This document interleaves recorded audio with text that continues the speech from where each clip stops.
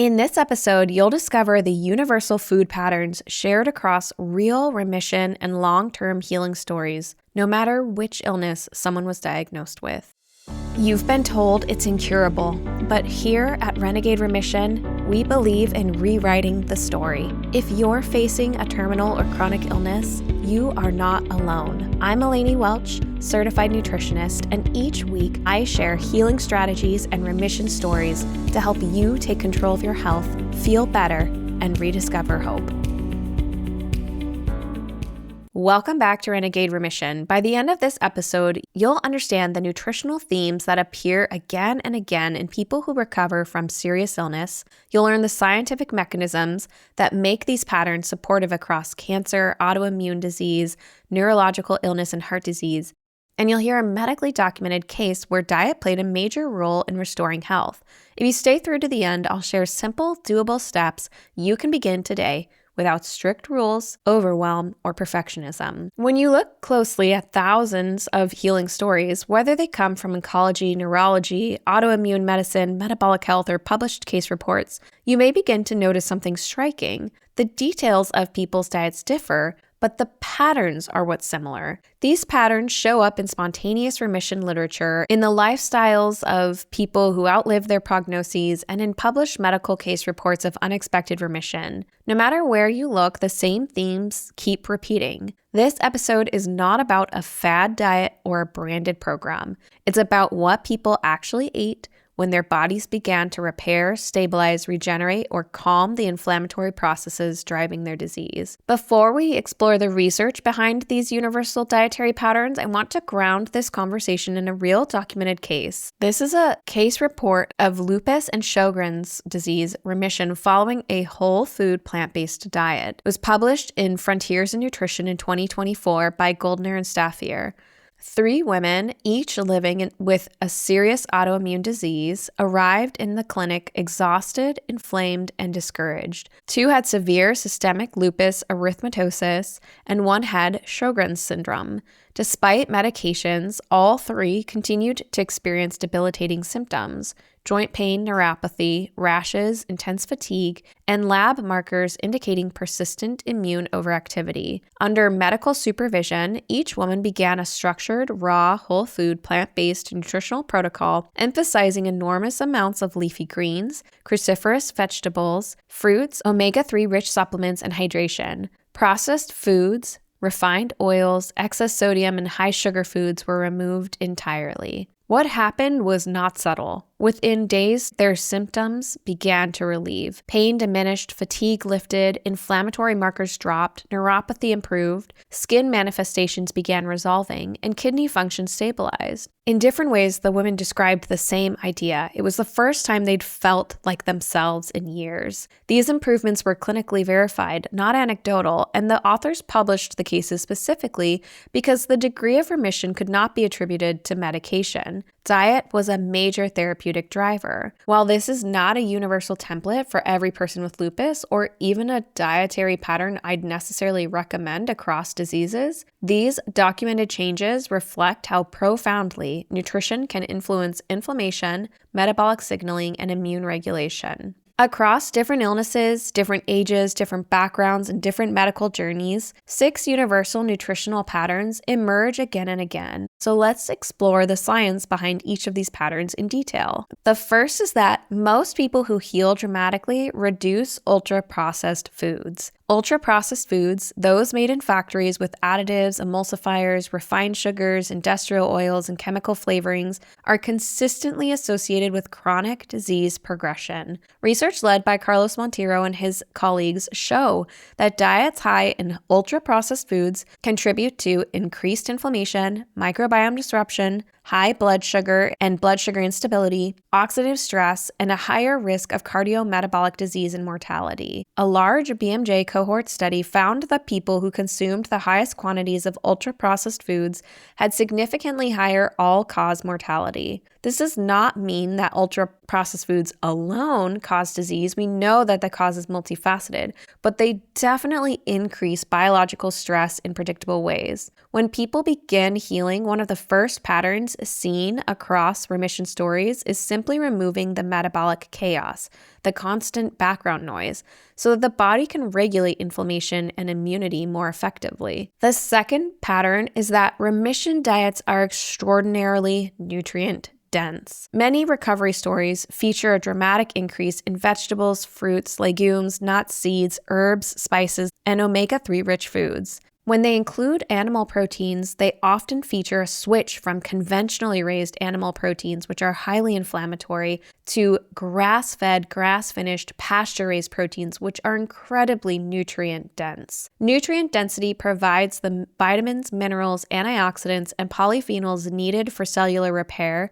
mitochondrial function, hormone balance, and immune accuracy. A landmark JAMA study analyzing dietary patterns across the United States found that poor diet, especially low intake of vegetables, nuts, seeds, and seafood-derived omega-3s, was associated with a large proportion of cardiometabolic deaths. While this doesn't directly measure remission, it illustrates something critical, which is that nutrient-rich foods consistently correlate with better survival and metabolic stability. Your body cannot rebuild cells, repair DNA, or create balanced immune responses without the raw materials provided by nutrient-dense foods. The third pattern we see universally is healing diets that support a healthier, more diverse microbiome. The gut microbiome is a major controller of inflammation, immunity, metabolism, cognition, and even emotional regulation. When people recover from severe illness, their stories often include an increase in fiber, fermented foods, proper hydration, prebiotic vegetables, and a removal of foods that irritate or inflame the gut. A science review by Hollister and colleagues in 2014 showed that microbiome diversity is associated with stronger immune regulation, less systemic inflammation, and reduced autoimmune activity. Diverse fiber intake supports bacteria that produce short-chain fatty acids, which directly reduce inflammation and strengthen the gut barrier. In healing stories, this often shows up as the moment someone adds more plants, reduces alcohol or processed foods, or increases fermented foods and seafood. The gut stabilizes and the immune system follows. The fourth pattern is that the healing diets followed are those that stabilize blood sugar and improve metabolic function.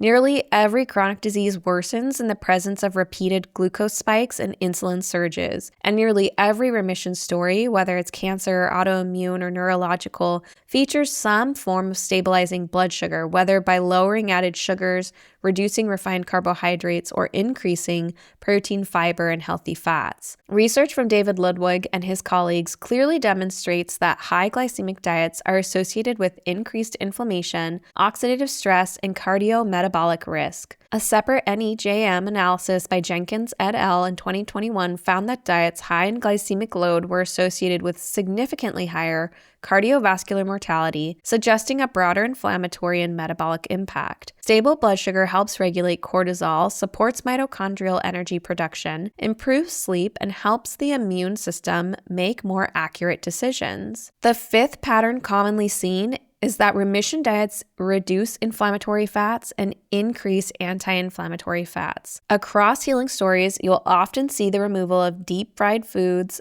packaged snacks cooked in industrial seed oils, and heavily processed fats. At the same time, people may increase omega-3 rich foods such as salmon, sardines, walnuts, chia, and flax. Research from Philip Calder in a study published in 2010 shows that omega-3 fatty acids play a key role in reducing inflammation, improving immune regulation, enhancing cell membrane function, and supporting metabolic resilience. This shift does not require perfection, but a consistent trend towards fats that support healing rather than hinder it. The sixth common theme is that many remission diets include some form of digestive rest or fasting. People often describe spontaneous benefits from gentle intermittent fasting, extended overnight fasting, or simple strategies like not eating late at night. Fasting allows the body to engage in autophagy, which is cellular cleanup, and supports metabolic flexibility. A cell metabolism review by Longo and Matson in 2014 and a New England Journal of Medicine review by DeCabo and Matson in 2019 shows that intermittent fasting is associated with improved mitochondrial function, reduced inflammation, enhanced immune resilience, and better metabolic health. The digestive rest does not have to be extreme. Even a 12-hour overnight fast can shift the body towards repair. You do not need a perfect diet, you do not need to follow a rigid protocol, and you do not need to necessarily overhaul your life. Many of the remission stories I've shared on this podcast have featured people who made drastic changes to their diet, but still kept in certain foods that they loved. So these people were not perfect about it. Healing patterns are about reducing what burdens the body and increasing what nourishes it. They are not all or nothing, they're cumulative. They can be forgiving and they're accessible to you. The body responds to even small reductions in inflammation, small improvements in nutrient intake, and small moments of metabolic stability. This is about creating an internal environment where healing becomes more possible. Here are some practical action steps you can take today. Start small. Begin by adding one nutrient-dense food to your day. Whether it's a handful of berries, a cup of leafy greens, a tablespoon of chia seeds, or a serving of omega-3 rich fish. Then choose one ultra-processed food you can remove or replace, such as swapping a packaged snack for nuts or fruit. You might explore gentle digestive rest by leaving 12 hours between dinner and breakfast, or simply avoiding late-night eating. And you can support your microbiome by adding more fiber, fermented foods, or colorful plants. At each meal, you can build your plate around blood sugar stability by including protein, healthy fats, and fiber. There is no single anti-disease diet, but there are universal patterns reflected in the lives of real survivors and the evidence of real scientific research. When you reduce inflammatory burden, feed the microbiome, stabilize blood sugar, and offer your body nutrient-rich foods, you are creating a foundation for healing that spans diagnoses. Your body is listening, and it responds to every small act of care you can give it. In our next episode, we'll discuss the foods most linked to inflammation and disease progression, so stay tuned for that episode, and until then, go be renegades.